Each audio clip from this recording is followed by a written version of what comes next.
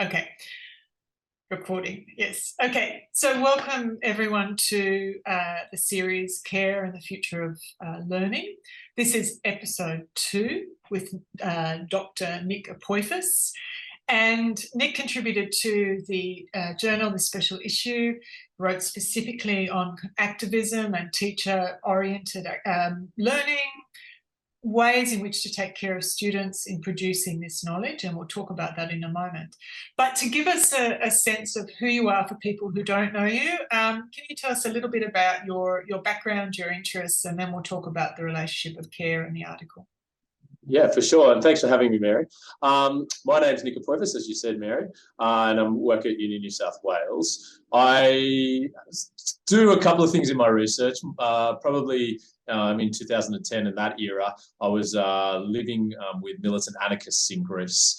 And in many ways, that sort of set up some of my ways, and I sort of talk about this in the paper, of engaging with activist spaces. And I have quite a tradition in that space. My undergraduate master study was looking at sort of environmental groups. Actually, my first ever interview, Mary, was really high up in a tree with this environmental city, doing some interview work with people from the Wilderness Society. So I'm constantly playing with this idea of activism from that space. And then in the last 5 years, I've been working with Aboriginal sporting communities, unpacking understandings of culture, community and resistance, and how that plays out in sporting contexts as well. And so from that, and I'll talk about that a little bit more in a moment, I'm really interested in storytelling and how we tell stories and what the purpose of that story is. And I think that feeds into my work more recently. Yeah, because there's something about that, and this is where we can open up a little bit about the article, because there's something about your concern of how do you relay this kind of quite felt strong political activism back into a classroom where you don't want to lose legacies of all of that, militancy in a way. Like how do you pay respect and also the ethical questions? Yeah, for sure. I started teaching in 2004 and as a tutor probably, and then I think for the first 5-6 years, it's student-centered. What do the students want? What can I do for the students? And as I started to get more confident about that, I start to bring in different ways of framing that relationship. So that's what got me thinking about, how do I bring stories from activist communities into the classroom, and what are my responsibilities and what is my relationship to that material, which brings us to notions of care. So how do I connect with that, and what am I doing in those moments in the classroom? And it actually came about from, I was using this methodology, Jeffrey Juris sort of pioneered it, it's called militant ethnography. And the idea behind it is that you vigorously pursue and try to get partisan, hectic insights from, the belly of protest movements. But when I was in Greece doing this sort of research, in order to access communities beyond, being there and putting my body on the line and protesting, I made certain, and I was happy to do it, agreements with those communities. And one of those was to, once I finished the work, to go and disseminate the stories of particularly anti-fascist resistance, right? How do you resist fascism in really complex environments? And so I did a bunch of speaking tours in different locations in Canada, United States, and then here. And what that anarchists and anti-authoritarians were at pains to have me do, and I loved it, and of course I should do it, is that when you're telling these insights from the belly, you have to contextualize them within the location that you're delivering it in. So people don't just run with things and in doing so undermine the project of where they came from. So for example, you can, but it's problematic to be in a location like where I am today, on Bidjigal country in Sydney, to go and violently resist in the first instance with Molotovs, etc., because there's a different political climate to the heart of protest in Athens. So that's what I started to play around with, right? Like, how do you tell stories and do them justice, but also frame it within the context of the people that you're engaging with? And that's what I sort of bring in that approach, yeah. And so in that sense, in terms of the paper and this idea of care, you're carefully trying to think through, what elements of those activists' material can be shared, I suppose, and where does that relate to this kind of notion of the future of learning in a sense? It's not that you need to answer that directly, but I'm interested in that. That's what you were, I think, grappling with in the paper, yeah? I was like, I was posed the question, what is care? And we can play around with the theoretical stuff, but I instantly went to the activist stuff, right? Like I see it in mutual aid, I see it in anti-fascist and anti-racist resistance. There is care for that.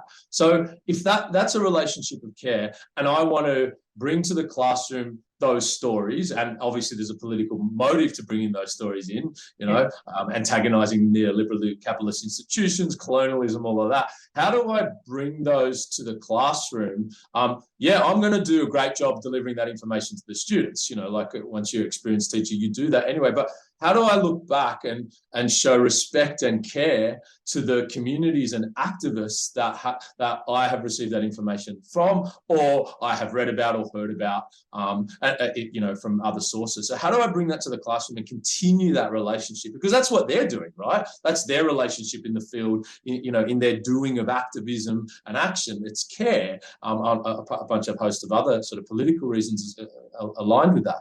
So how do I make sure in the classroom that I am doing that? It's hard. Yeah, and oh, did you hear that echo? Sorry, there was a bit of a strange ghost in the machine just then. Okay, great. But how do you find students? What's their uptake? Yeah, well, fortunately, you're also delivering rich, nuanced, amazing stories. So if nothing else, even if the students don't take on the politics of it, you're telling them rich stories from the field. So this is the first bit, right? I'm mirroring ethnography. I'm bringing in, when I'm talking about a militant space or an activist space or an activist words, I'm bringing in audio and visuals and maps and their stories and longer form. And even through that one moment, it's these rich, detailed stories which students engage with. But the next phase is also that it starts to get them to consider how they sit with respect to the knowledge that's presented. And that goes back to that thing that the Athenian anarchists were trying to get me to do. Tell the stories, care for the stories, but also locate them in nuance, so the person receiving it doesn't think, oh, that's so foreign, I can't engage with that, or, oh, I can take some things from that and apply it. And so the storytelling, I think, is a big part of that as well. So yes, the ethnographic bit, that richness, that storytelling, attention to detail. But I was also grappling at the same time, Mary, with, and this came from the Aboriginal sports stuff that we were doing. I was trained to cut up quotes, right? You cut up quotes, you put a little fragment of the thing, and that works. And it's, I've written articles and stuff around that. But I'm really interested in also the importance and power in certain instances of longer form stories. So I've tried to sort of mirror that alongside that ethnographic element in the way in which I present these activist stories, right? So longer form, maybe take not just a quote, but a page or 2 pages of their words. So the person starts to better understand who they are. And then you situate that within the activist context as well, which is super critical. So then the person receiving it understands the nuance, but also I'm respecting and caring for the person that did it. Like, I'm not just saying, hey, they said this. I'm saying, you know what? They're from this part of Mexico. They're in Chiapas doing this resistance. Where they're producing this from, even the climate's important. Like, it gives us a sense of, this is real living stories, right? So that's what I'm trying to accentuate in the classroom. Yeah. So something to do with, I guess, generating reality to a certain degree, and allowing students to kind of embody that in some way, that they actually, it's not just this sort of abstract theory, it's actually real life played out, and what elements of that real life can you grasp as well to make new kinds of meaning. I think that's what you're saying. I love that idea. I love that idea. And to your actual question, it totally animates students, because I love stories like that. I want to know context. I want to know that. And so we're bringing them in that regard for sure.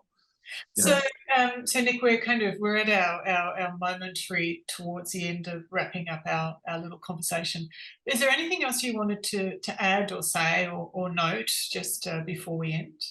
Yeah, absolutely. So the other thing that I've been playing around with, and I talk about that in the paper, is so if I have lots of experience in protest movements, I've been trying to play around with how to replicate that something about the protest, like what it's like to feel power and to feel alienated from power. And I want to try and play with that in the classroom, because I think that's important to helping students understand the stories that I'm presenting from activists and communities, and also caring for those stories, right? Like giving them respect and presenting them in a way that it's going to be accessible, but also challenge students. I've been doing this thing, Mary, where and big, so imagine a big theatre full of people, COVID safe, COVID distance, and I get them to close their eyes and I throw questions to them, antagonistic questions. And I get them to respond with lots of noise, screaming their response, yes, no. And what I'm trying to do, so some of the questions might be like, meat is murder, Trump was the best, really simple, cues. And in that moment, the student feels part of an in-group or an out-group, depending on where they sit within those responses. So there's lots of noise, lots of activity going on, and then we unpack that in a sort of reflexive process as to, well, what was it like for you feeling alienated or feeling connected or feeling part of a group? And it's just another thing that I've been playing around with to help situate the stories that I'm presenting, in a way that is people can start to appreciate the nuances of it, like, power, in-group, out-group, etc. So it's a work in progress, but it's a lot of fun. Thank you. I'm going to stop the recording and let's go to it. Stop.